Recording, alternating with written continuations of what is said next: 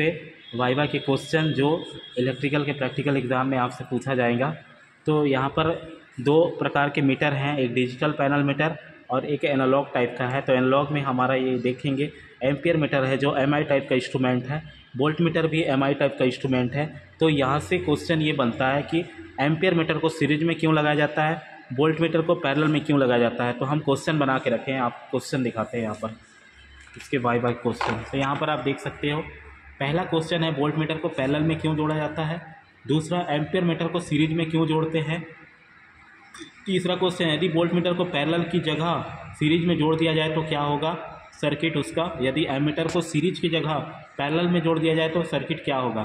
तो पहले क्वेश्चन का आप ध्यान दीजिएगा, वोल्ट मीटर को पैरेलल में जोड़ते इसलिए है क्योंकि वोल्ट मीटर का जो इंटरनल रेजिस्टेंस वेरी हाई होता है, जिसके कारण ये टोटल ये पैरेलल में हमारा वोल्टेज कांस्टेंट होता है, उसको मेजर कर देता है, टोटल वोल्टेज का ड्रॉप पता करता है। एमीटर को सीरीज में इसलिए जोड़ा जाता है क्योंकि एमीटर का internal resistance very high low होता है, जिसके कारण एमीटर में फुल करंट शो होता है, जो ये सीरीज में लगाया जाता है। सीरीज में वैसे करंट हमारा सेम होता है, इसलिए एमीटर को सीरीज में लगाया जाता है। अब तीसरे क्वेश्चन ये है कि यदि वोल्ट मीटर को पैरेलल की जगह सीरीज में जोड़ दिया जाए तो क्या होगा।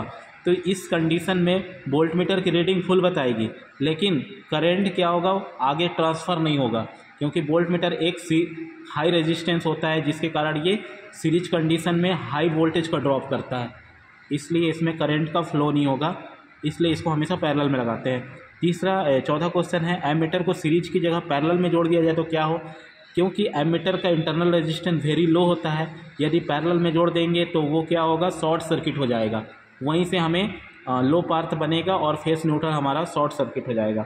तो हम यहाँ पर दो का प्रैक्टिकल करके देखते हैं, वोल्ट मीटर को पैरेलल की जगह सीरीज में जोड़ा जाए तो क्या होगा, एमीटर को सीरीज की जगह पैरेलल में जोड़ा जाए तो क्या होगा। तो यहाँ पर आप देख सकते हैं हम वोल्ट मीटर को सीरीज में कनेक्शन किया गया है, लैंप के थ्रू में लोड दे दिया गया है, यहाँ पर ये सीरीज है, सीरीज कंडीशन है।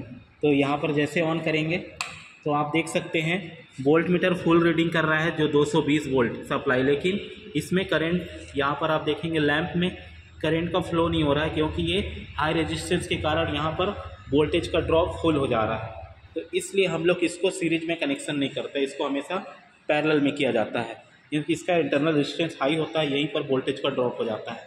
अब इसी को हम ये एम्पियर मीटर को हम पैरेलल में जोड़ेंगे तो क्या होता है। तो यहाँ पर आप देख सकते हो, यहाँ पर एक लैंप के थ्रू हम लोग इसको पैरेलल में कनेक्ट कर दिया गया है।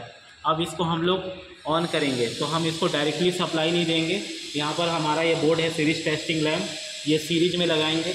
अगर लैंप हमारा फुल ब्राइट के साथ चलता है तो हमको पता चल जाएगा कि ये शॉर्ट कंडीशन है, ठीक है। तो इसको स्टार्ट करते हैं।